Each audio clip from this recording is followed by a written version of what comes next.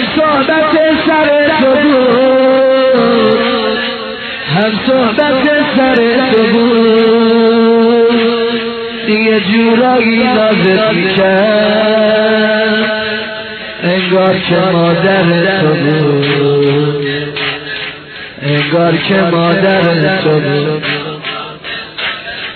نمیدونم دختر تو چطور نگاش کرده بودی، فقط میگم که با چشات انگار صداش کرده بودی. میخوام بگم تو خرابه سکوت غمباری نشست، همه دیدن یواش یواش رقیه چشماشو میبرد.